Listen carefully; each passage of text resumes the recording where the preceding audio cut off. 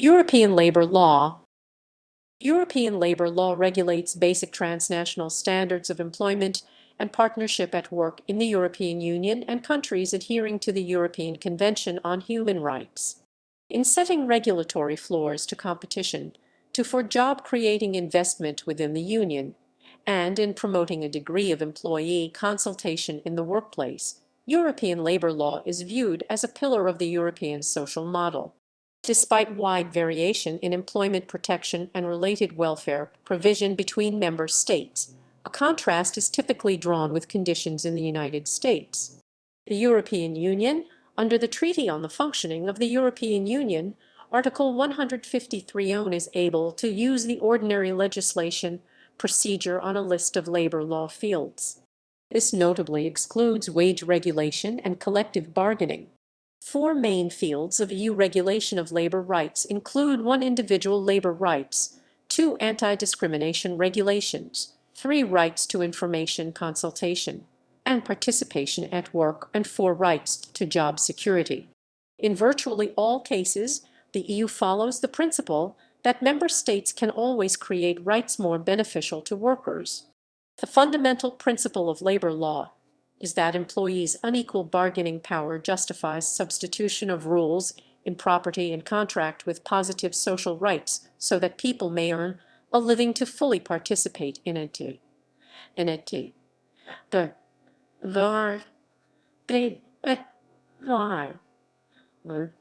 The EU competences generally follow principles codified in the Community Charter of the Fundamental Social Rights of Workers 1989, introduced in the social chapter of the Treaty of Maastricht. History. Labor and human rights. A first group of directives create a range of individual rights in EU employment relationships. The objective of transnational regulation is to progressively raise the minimum floor in line with economic development. European Convention on Human Rights Articles 4, 6, 9, 10, and 11. European Social Charter 1961. Community Charter of the Fundamental Social Rights of Workers 1989. Employment contracts. Free movement. Articles 45-48 state that workers have the right to move freely and work anywhere in the EU without discrimination on grounds of nationality, subject to exceptions to preserve public policy, security, and health. Citizens' Rights Directive 2004/38/EC, Posted Workers Directive 96/71/EC, Working Time and Child Care. Reflecting basic standards in the Universal Declaration of Human Rights and ILO conventions, the Working Time Directive 2003 requires a minimum of 4 weeks totaling 28 days paid holidays each year, a minimum of 20-minute paid rest breaks for 6-hour work shifts, limits on night work or time spent on dangerous work. The Parental Leave Directive 2010 creates a bare minimum of 4 months of unpaid leave for parents, mothers, fathers, or legal guardians to care for children before they turn 8 years old, and the Pregnant Workers Directive 1992 creates a right for mothers to a minimum of 14 weeks paid leave to care for children. Working Time Directive 2003/88/EC, Pregnant Workers Directive 92/85/EC, Parental Leave Directive 96/34/EC, and 97/75/EC. Health and Safety. The Safety and Health at Work Directive 1989 requires basic requirements to prevent and insure against workplace risks, with employee consultation and participation, and this is complemented by specialized directives, ranging from work equipment to dangerous industries. In almost all cases, all member states go significantly beyond this minimum.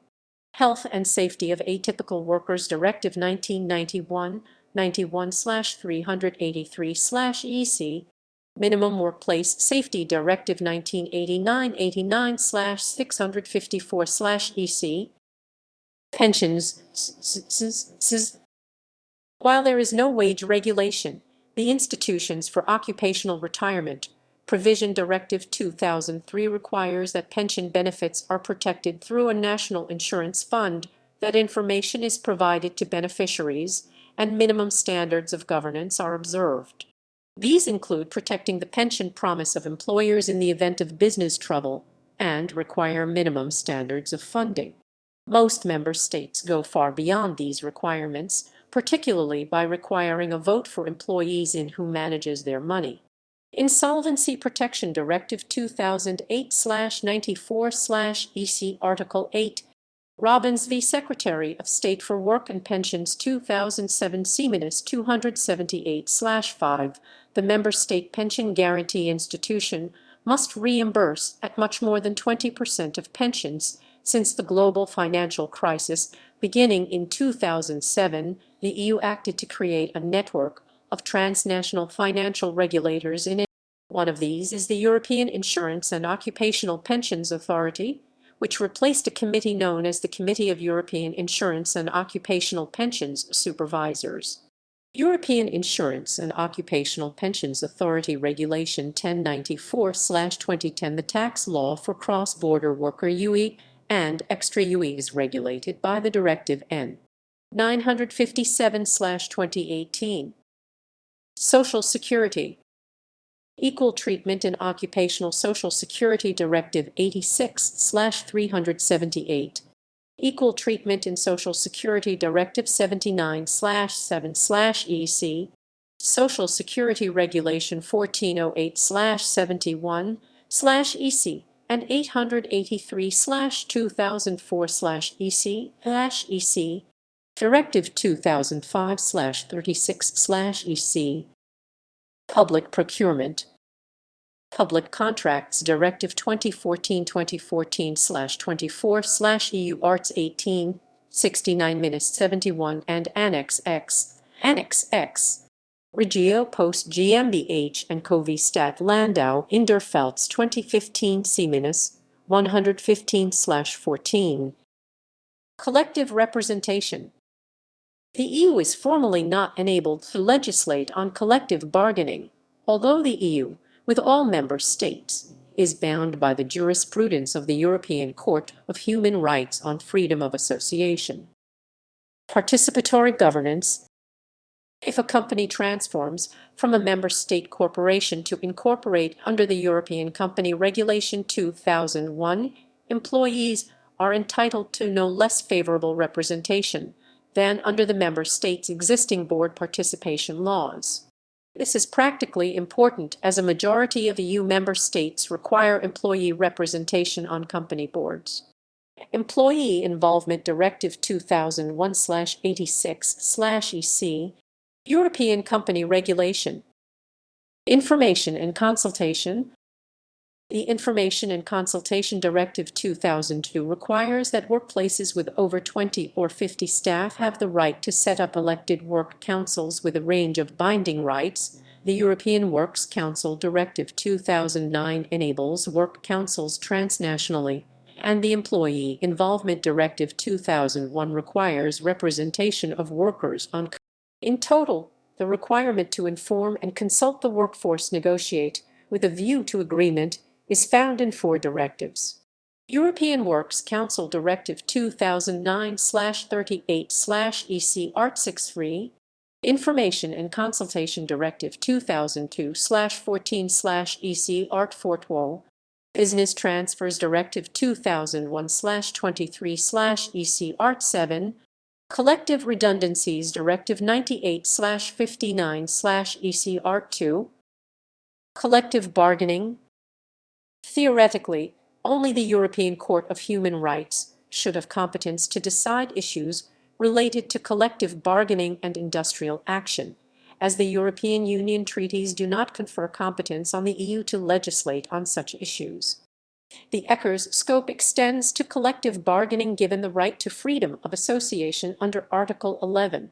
In Wilson and Palmer v. United Kingdom, the court held that any detriment for membership of a trade union was incompatible with Article 11, and in Demir and Bakar v. Turkey, the court held the right to bargain collectively with the employer has, in principle, become one of the essential elements of Article 11. This approach, which includes affirmation of the fundamental right to strike in all democratic member states, has been seen as lying in tension with some of the Court of Justice's previous case law, notably Itof v. Viking Line ABPA and Laval and Partneri Limited v. Svenska Byggnadsarbetarförbundet. These decisions suggested the fundamental right of workers to take collective action was subordinate to business freedom to establish and provide services. Article 11 Ecker, Wilson and Palmer v. United Kingdom, Demir and Bekara v. Turkey 2008 Ecker 1345, Erzberger v. TUIAG 2017 C-566/15, Scope of Free Movement of Workers. The Rosilla 2008 Erla 143 C-438/5, on Freedom of Establishment.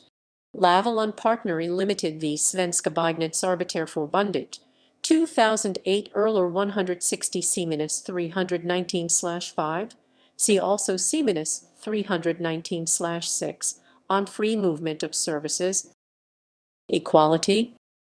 Beyond the general principle of equality in EU law, 6 main directives protect basic equality rights in EU law. The rules are not consolidated, and on gender pay potentially limited in not enabling a hypothetical comparator or comparators in outsourced business. Equality rules do not yet apply to child care rights, which only give women substantial time off and consequently hinder equality in men and women caring for children after birth and pursuing their careers. General principle. The principle of equality regardless of status is a fundamental value in all European member states and constitutes a core principle that pervades the objectives of every institution. Equality was affirmed by the Court of Justice in Participatory v. Swedex GmbH and Co. KG to be a general principle of EU law. Participatory v. Swedex GmbH and Co. KG 2010 C-555/7. This is reflected in a number of TFU provisions. Article 8x Article 3 TC. In all its activities, the Union shall aim to eliminate inequalities and to promote equality between men and women. Article 10. In defining and implementing its policies and activities, the Union shall aim to combat discrimination based on sex, racial or ethnic origin, religion or belief, disability, age, or sexual orientation. Protected grounds. The Race Equality Directive 2000 Equality Framework, Directive 2000 and Equal Treatment Directive 2006 prohibit discrimination based on sexual orientation, disability, religion or belief, age, race, and gender.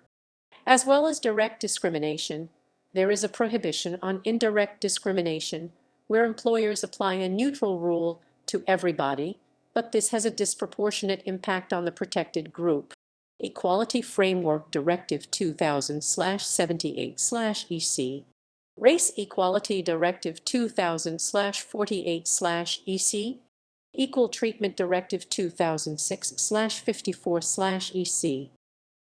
Atypical workers. The Part-Time Work Directive 1997, Fixed-Term Work Directive 1999, and Temporary Agency Work Directive 2008 generally require that people who do not have ordinary full-time, permanent contracts are treated no less favorably than their colleagues. However, the scope of the protected worker is left to member state law, and the TOD 2008 only applies to basic working conditions, mostly pay, working hours, and participation rights, and enabled member states to have a qualifying period. Part-Time Workers Directive 97/81/EC, Fixed-Term Work Directive 99/70/EC, Temporary and Agency Work Directive 2008/104/EC. Job Security. Job security. Minimum job security rights are provided by 3 directives. There are further norms in the treaties which aspire to create a high level of employment in the EU. Business restructuring. The Collective Redundancies Directive 1998 specifies that minimum periods of notice and consultation occur if more than a set number of jobs in a workplace are at risk. The Transfers of Undertakings Directive 2001 require that staff retain all contractual rights unless there is an independent economic, technical, or organizational reason, if their workplace is sold from one company to another. Last, the Insolvency Protection Directive 2008 requires that employees' wage claims are protected in the event that their employer falls insolvent. This last directive gave rise to Frankovich v. Italy, where the Court of Justice affirmed that member states which fail to implement the minimum standards in EU directives are liable to pay compensation to employees who should have rights under them. Junk v. Kuhnel, 2005, C-188/343, the Collective Redundancies Directive 1998 imposes an obligation to negotiate a STA v. WW Realization 1 Limited 2015 C-80/14, Fifth Chamber. Unemployment. Today, the EU is required under TFUE Article 147 to contribute to a high level of employment by encouraging cooperation between member states. This has not resulted in legislation, which usually requires taxation and fiscal stimulus for significant change, while the European Central Bank's monetary policy has been acutely controversial during the Eurozone crisis. The EU undertakes ad hoc initiatives to combat unemployment, but only indirectly through better regulation. It does not have any specific fiscal stimulus program outside funds used for general regional development. TFUE Article 9, in defining and implementing its policies and activities, the Union shall take into account requirements linked to the promotion of a high level of employment, the guarantee of adequate social protection, the fight against social exclusion, and a high level of education, training, and protection of human health. Articles 145-150 on coordinated strategies to promote employment. European Union Labour Force Survey. Eurostat. European debt crisis. Post-Minus 2008 Irish economic downturn. Greek government debt crisis. 2008-15 Spanish financial crisis. 2010-14 Portuguese financial crisis.